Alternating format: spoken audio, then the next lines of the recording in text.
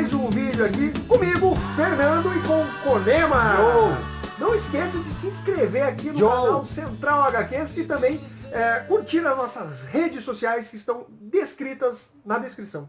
Que legal, né? Descritas na descrição. Tem os links delas na descrição. E também participe da campanha do Central HQs rumo aos 60 mil inscritos, criando uma playlist e adicionando os vídeos que você mais gosta. Tem instruções de como fazer isso também aqui na descrição do vídeo. Mini tutorial. É rapidinho, coisa de 2 minutinhos você já faz, já deixa todo mundo feliz e mantém esse canal vivo por uma eternidade. Com certeza. Galera, olha só, esse tema, na verdade, a ideia dele surgiu quando eu conversei, debati, na verdade, com 2 redatores lá do Central HQs, o Roberto e com o Ulisses, né? Nossa, bicho, o Ulisses tem uma opinião muito semelhança à minha e o Roberto bem distoante, e eu achei, cara, fica legal a gente colocar tem uma opinião isso. mais parecida com a minha. E vai surgir uma ideia legal de vídeo. Então eu falei, ué, mas vamos fazer... que seria basicamente o seguinte. Isso que é bacana até de falar pro pessoal, que muitas pautas que a gente faz em vídeo, ou surgem em redação lá do Central HQs, conversando com a galera, muitas surgem dos comentários de vocês, quando vocês comentam alguma coisa, a gente fala, pô, que ideia bacana, vamos fazer um vídeo sobre isso. Como então, o do 52, avaliar o saldo geral do 52. Foi um comentário de um cara aí, parabéns pelo seu comentário, não lembramos o seu nome, mas o crédito é seu. Então, galera, a ideia aqui, a gente não sabe qual vai ser o título do vídeo, a gente vai pensar ainda, mas seria colocar até onde vai a aceitação de um leitor já de longa data dos quadrinhos com relação às alterações que acabam acontecendo no decorrer dos anos. Então eu não sei se daria para colocar como liberal versus conservador, porque eu acho que ficaria muito estereotipado. Fica muito genérico, né? É mais do que isso. É mais do que isso, né? Até porque nós estamos falando de um nicho que realmente há uma adoração dos fãs pelos personagens, há uma intimidade que a gente acaba criando. Quem é colecionador sabe disso. Você tem os seus personagens preferidos, até mesmo seus escritores preferidos, então você acaba se afeiçoando. E normalmente, pelo menos o que eu percebo, a maioria dos leitores, principalmente os mais antigos, não são muito aptos a mudanças, né? Ainda mais mudanças drásticas. Então eu vou pontuar aqui alguns tipos de mudanças que eventualmente são mais aceitáveis, outras menos, mas que sempre causam alguma polêmica. Vamos brincar junto com a gente aqui. A gente vai fazer essa discussão, você que está assistindo o vídeo, pega e abre o bloco de notas. Então, cada tema que a gente falar, você anota se você é a favor ou contra e depois posta nos comentários. E vai aparecer aqui o início. Ó. O primeiro delas é mudança de uniforme, uma coisa que... Simples. Ninguém está falando de algo, mas... que vez ou outra rola uma chiadeira, né? Por exemplo, no início dos Novos 52, onde os uniformes clássicos de cuecas por cima da calça iam ser substituídos pelas armaduras high-tech de Novos 52, houve uma certa chiadeira. Tinha muita gente falando que o Superman, por exemplo, faltava alguma coisa nele. A cueca. Por cima da calça. Então, tipo, meu Deus, falta alguma coisa. E isso foi brincado dentro do título do Superman agora do DC Rebirth. Que o John, o filho dele, tá olhando umas fotos antigas do Superman com a roupa, com a cueca em cima da calça, e ele fala, pai, por que você não usa mais um uniforme como esse? Aí o Superman fala, cara, eu adorava esse uniforme, mas acontece que os anos passam e ficou fora de moda, ficou uma coisa esquisita para os civis ver, então eu não uso mais. Isso é a explicação do Superman, tá ligado? É que nem calça boca de sino dos anos 70. Explicação do Superman, cara, tipo, ficou esquisito, não vale a pena mais usar. Mas aí a gente tem algumas mudanças, por exemplo, o uniforme original, o original do Demolidor. Que merda que é, vamos falar sério. O amarelo com preto, nossa. É horrível. Depois mudaram pro vermelhão escarlate, ficou o vermelhão. E o atual eu gostei bastante. Do preto. Do All New, All Different, totalmente nova marca, que é o preto. O preto. Eu curti. Já é a segunda vez, né? Ele usou, não o mesmo estilo, né? Durante o ele usou, Reinado Sombrio, não foi? Durante o Reinado Sombrio, mas teve uma outra época que ele usou uma outra armadura, que na verdade era um uniforme com armadura. Tipo a da série do Demolidor. Eu sei que você não assiste, mas na série ele usa armadura. Mas na verdade tem até uma ombreira, tal, é um negócio diferente. É uma coisa mais, até, eu não diria high-tech, mas mais ou menos o da série visualmente são placas, tipo a do Batman, tá ligado? Da série ele usa uma roupa meio armadura do Batman. Mas eu acredito que não seja mesmo. Então, galera, é assim, até onde eu, por exemplo, aqui, talvez representando os leitores mais antigos, eu coleciono há cerca de 20 anos, o Conema coleciona mais de 5, né, Conema? Eu coleciono mais de 5. Mais de 5. Seria mais ou menos um contraste aqui, ainda que a gente vá concordar e eventualmente discordar, eu acho que é interessante a gente ver qual seria a opinião dos leitores aí, né, de tempos diferentes, né? Vamos dar exemplos assim, por exemplo, pegando você, fã do Hulk.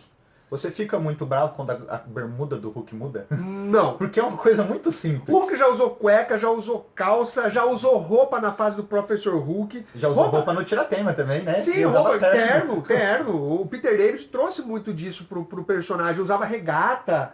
Tinha uma coisa, eu não curto muito a roupa, assim, mas não é uma coisa que vai falar, ai meu Deus, que lixo, odeio, vou ficar com uma puta raiva, não vou comprar. Não, é aceitável. Mas eu tô falando, vamos começar por níveis baixos, né? Começando com o Hulk, que é simplesmente ok, né? Eu também acho super ok, porque, cara, é uma bermuda, tá ligado? Mas o personagem em si ele é mais chamativo do que a roupa que ele usa. Agora, vamos pegar um exemplo muito diferente mesmo. A gente tem dois. A gente pode falar da Vampirella, que mudou a roupa dela de um maiô para uma roupa de caça-vampira mesmo, uma roupa mais confortável, ela prende cabelo e tudo mais. Ou a Mulher-Aranha, que ela usava aquele colã super sexy. Até os personagens dentro do quadrinho achavam o sexy do sexy, aquele colã da Mulher-Aranha. E hoje em dia ela usa uma roupa muito mais confortável, com óculos, calça. Ela tem uma espécie de armadura na parte de cima também.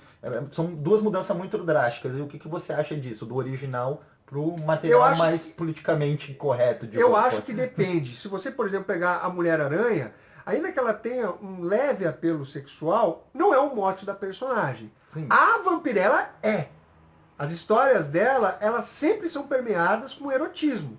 Então você alterar, eu acho que já vejo um problema. Você já viu um problema no da Vampirella, por exemplo. Isso, já vejo um problema na Vampirella. Porque porque tá mexendo em algo mais além da aparência. Isso, exatamente. Na minha opinião, eu vejo dessa forma, você entendeu?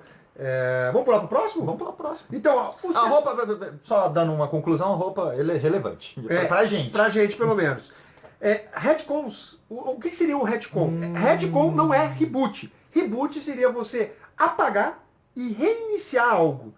Retcon seria você adicionar alguns elementos ou fazer alguma alteração. Na história original. Mas nada que vai destruir a origem do personagem. Ou vai, né? Por exemplo, tem gêmeos que uma certa menina adolescente teve de um certo vilão. Aí você destrói a história pela qualidade. É um retcon, cara. Por exemplo, os filhos gêmeos da Gwen Stacy com o Norman Osborn é um retcon. É um puta de um retcon cagado. Nós tivemos um retcon recente, inclusive, que é do Homem de Ferro, Tony Stark, com Bruce Banner na origem do Hulk. No Pecados Originais. É isso, em Pecados Originais. A gente teve essa alteração também. Tem uma retcon também recente no Homem de Ferro sobre os pais dele, né?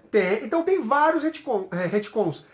Isso daí eu acho que depende mais da qualidade da história. Não quer dizer que seja. Que dá pra falar assim, é ruim ou é bom. Eu acho que vai depender da qualidade em si. Depende muito do roteirista e como ele manuseia isso. Um retcon que eu acho que veio super pra bem foi a origem do Lanterna Verde, que foi recontada, teve o retcon pelo Jeff Jones. E foi sensacional. Ele atualizou o personagem. Ele atualizou totalmente e todas as lacunas, tudo que não fazia sentido pra a origem que era da época, ele deu um jeito de fazer sentido. Por exemplo, por que o Abin Sur estavam usando uma nave e não voando. Exato. Ele explica o porquê nesse retcon. Exato. Ele já vem no retcon com a profecia da Noite Mais Densa para falar que é uma coisa que já vem há muito tempo sendo falada. Então, depende muito de como o roteirista vai fazer o retcon. Depende de como ele vai manusear isso. Há coisas que vêm para bem e há coisas que vêm para mal. Na minha opinião, o saldo é mais negativo do que positivo. Eu acho que teria que fazer uma lista pra gente fazer uma contagem mais ou menos. Eu acho que pela experiência de leitura vivida, pra mim, a maioria dos retcons, eles acabam sendo mais prejudiciais do que bons, tá ligado? Porque acabam tentando tirar a história de onde não precisa. Eu acho que às vezes é necessário você dar uma atualizada no personagem. A gente tem um exemplo de guerras, né? O Justiceiro participou da Guerra do Vietnã. Aí você pega a cronologia Marvel, ele teria sei lá quantos anos hoje. Sim. Né? Então daí você faz, então vou colocar o Justiceiro participando talvez da Guerra do Golfo. Do Golfo. Que foi dos anos 90. Sim.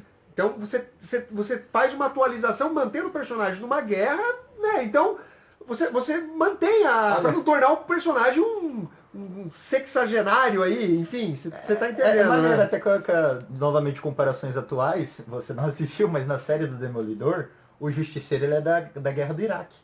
Olha aí, ele é atualizado, ele é da Guerra do Iraque. Todo o trauma de guerra dele, de toda a merda que aconteceu, foi na Guerra do Iraque. Porque senão, qual a idade que ele teria? Exato. Então, esses retcons aí, eles são interessantes e não atrapalham a origem do personagem, né? Vamos para o terceiro. Esse daqui é interessante. Eu acho que esse é bem bacana, porque eu tenho uma opinião, o Conema tem outra, mas eu concordo em partes com o Conema, que é A passagem de manto. Eu sou super O a que favor. quer dizer isso? Passagem de manto.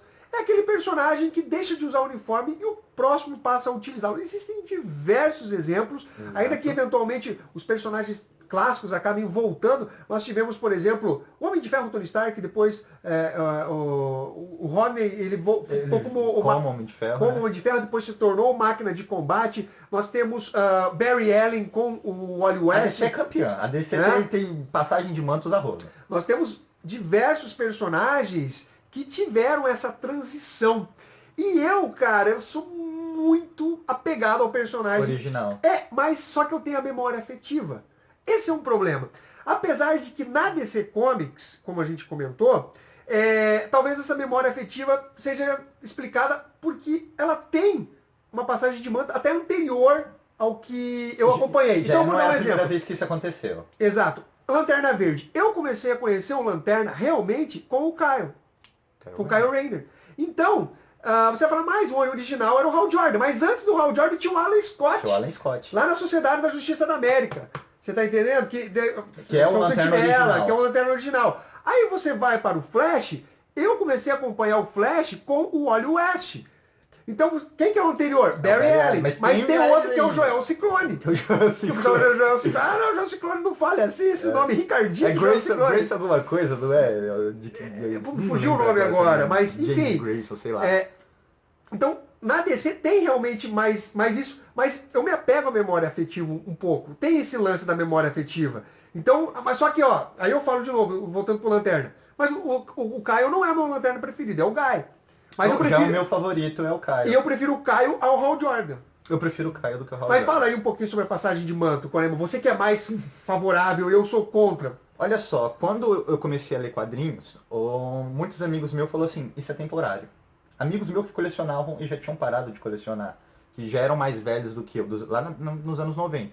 Falava, ó, você vai ler, você vai curtir, mas é temporário porque você vai notar que a coisa nunca vai pra frente. Porque sempre tem reboots, sempre tem reformulação de todo o universo do personagem, ele nunca vai envelhecer, sempre vai ser ele e tudo mais.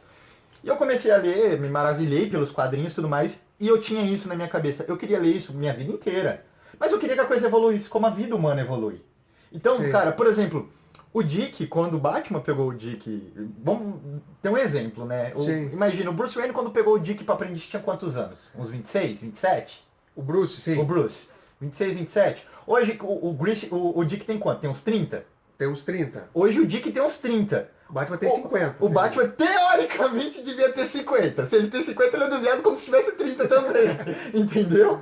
Sim. E é isso que pesa na minha cabeça. Daqui a pouco o Dick tá mais velho do que o Bruce, tá ligado? Como o Bruce é medalhão, o Bruce não envelhece. Vai falar lá, ele tomou chá de Lázaro do poço de Lázaro e nunca mais vai envelhecer. Enquanto o Dick... Passou na fonte da juventude. E o Dick tá lá velhão. Pra mim deveria chegar um ponto onde o Batman, por exemplo, o Bruce falasse assim, cara, já deu pra mim, eu tô velho, ele tá todo fudido, que nem foi no Dark Knight 3 lá, no Ressurge.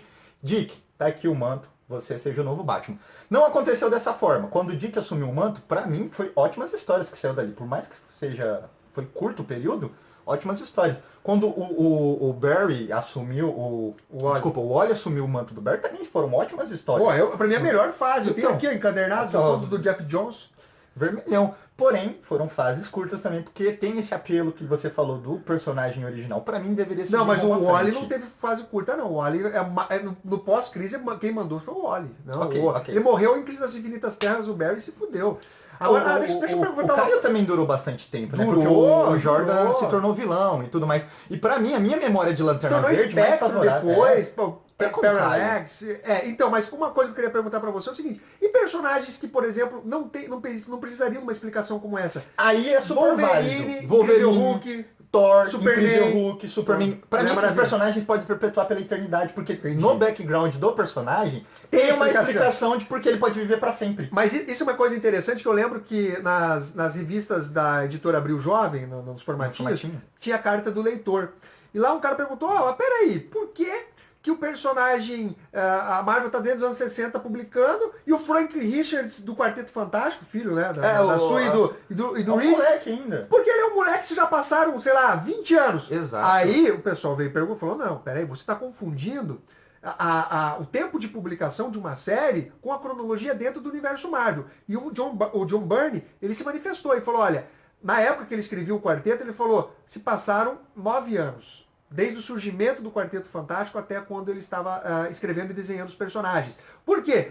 Quando você pega uma mensal, que ela sai mês a mês, não quer dizer que passou um mês dentro das histórias do personagem. Por isso, por exemplo, uma saga contínua, passou uma semana. E às vezes foram 8 meses de publicação, mas foi uma guerra tão corrida uma coisa em cima da outra. Então tem essa explicação. Ah, não, eu nunca tinha pensado por esse ponto. Faz sentido, por exemplo, a gente pega um mega arco, fuderoso, a gente pega, por exemplo, aí A Noite Mais Densa, que foi um pega pra capar do caralho, aconteceu no universo todo.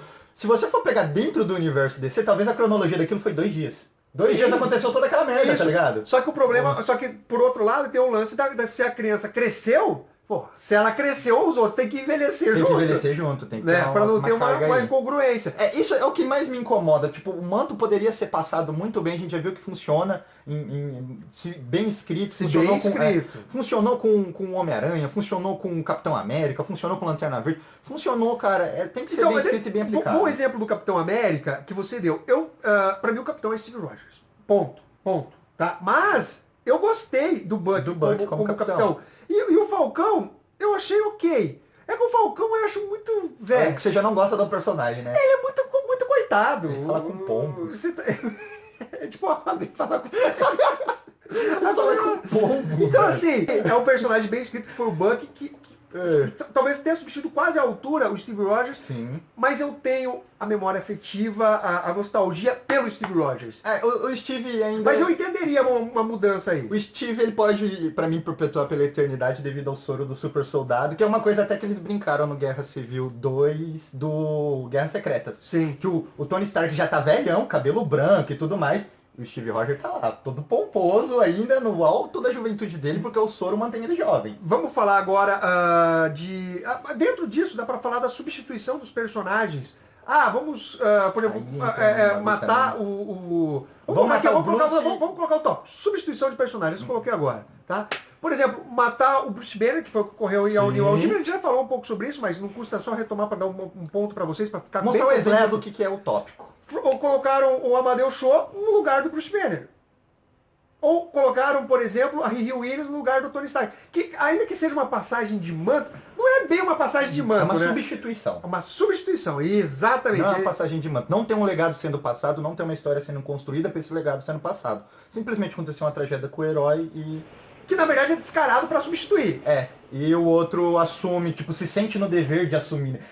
Nem parte ainda por convivência ou diálogo entre os personagens. Porque a Riri Willis e o Tony Stark deve ter trocado o quê? 15 palavras, os dois? Não tem nem uma relação. O Amadeus Cho e o Bruce Banner. Ele era o sidekick do Ru, mas mesmo assim não faz muito sentido. Então, não combina. Esse é o modo errado. É a substituição para o meu modo errado de fazer a passagem de manto. E tem sido aplicado incansavelmente nesses últimos anos esse modo de substituição. Na Marvel. Eu não sei se na DC aconteceu. Pode ter acontecido na DC e a gente não notou, porque pode ter acontecido com personagem B, C. Mas os mais famosos são da Marvel acontecendo. Eu acho super errado. Poderia ter sido construído de uma maneira melhor. Poderia ter sido escolhido um personagem melhor, mantendo todas as etnias que eles queriam mostrar, entendeu? Sim. Poderia ter sido mais bem selecionado. Em vez de ser o Amadeus Cho, eles poderiam ter cortado esse intermediário e colocado a Mulher Hulk logo ali, como substituição. Que ganhou o título da Mulher Hulk, inclusive se chama Hulk, né? Hulk, e ganha muito destaque, é uma história excelente. Mas diz que tá dando uma certa controvérsia lá nos Estados Unidos. Outras polêmicas que a gente já discutiu aqui. Como a gente já falou bastante sobre isso também, vamos pro próximo tópico, que daí eu acho que nós temos uma boa concordância com relação a isso. E o Roberto, redator, você vai estar vendo esse vídeo aí, que foi um lance muito polêmico, eu não sei se eu cheguei... Esse vídeo é pra esfregar na cara dele. Toma, ó. Não, mas na verdade é assim, galera, não tem certo ou errado aqui no que a gente tá falando. É questão de gosto. Uhum. Não tem você falar você tá certo, você tá errado. É uma questão de gosto.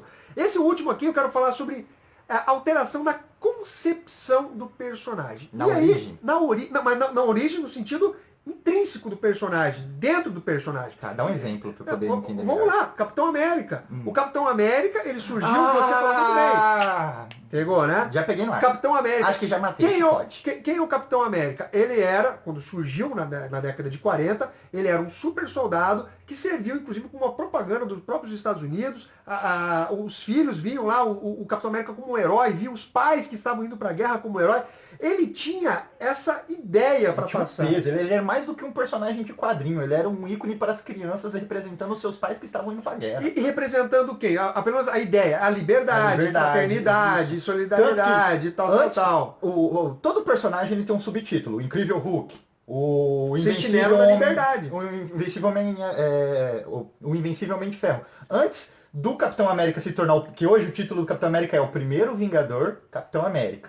Sim. Tipo, o Vingador original. Antes de ser esse título, era o Sentinela da Liberdade, Capitão América. Então ele já representava esse sentimento. Então aí é que tá. A gente tava discutindo... Isso vinha escrito na capa, tá, gente? Que tem total relação com um vídeo que a gente já fez, que foi Império Secreto, Exato. Né? Que é essa nova saga, que vai colocar o Capitão América como um vilão, que desde sempre foi vilão, que toda essa realidade que a gente acompanhou. Se você não viu o vídeo, dá uma olhada aí pra gente não ficar se alongando muito. Se você tava debaixo de uma pedra na última semana, é sobre isso que a gente tá falando. Resumidamente, o Capitão América sempre foi um vilão. A realidade dele ser um herói, ela é a realidade alternativa do universo Marvel. Alguém mexeu em alguma coisa. E isso, nós estávamos discutindo com o Roberto defende essa ideia. Não, cara, eu acho que não tem problema, é bom mudar o status quo do personagem. Eu falei, cara, não. Dá um segundo exemplo que você deu. Eu já entro. Eu falei assim, olha, eu acho que essa concepção do personagem ela tem que ser respeitada. E por melhor que esteja, que eventualmente seja escrita as histórias desse Capitão América nazista, da Hydra, enfim, como você queira chamar, funcionaria muito bem numa realidade alternativa como um What If. Ou, você está entendendo? Não como uma história pertencente à cronologia, onde você simplesmente destrói a concepção do personagem. Aí eu usei um exemplo para ele. Eu falei, olha, vamos imaginar o Justiceiro. E ele já passou por isso. Nossa, velho. Veio o roteirista e falou, não, peraí, uma mudança brusca. Não. Nós vamos transformar agora o Justiceiro num padre que perdoa pecados das pessoas. Ele passa a mão, reza 10 Ave Maria. Não. Você não tá alterando. Pode ser a história escrita pelo Alan Moore, por Neil Gaiman, pode ser legal pra caralho. Só que não funciona dentro da cronologia. Funciona como uma história alternativa. Eu falei, cara, você curtiria o Justiceiro, por melhor história que fosse, o Justiceiro como um padre perdoando os pecados das pessoas, destrói a concepção do personagem como um justiceiro que tá querendo vingança, matar bandido, pessoas ruins. Não, tipo, você pode pegar o background do personagem e jogar no lixo, porque não importa mais pra história se ele chegou nesse nível. Ah, meu Deus, agora ele é um padre. Aí eu falei pra outro exemplo, falei, vamos imaginar o Wolverine. O Wolverine, um cara selvagem,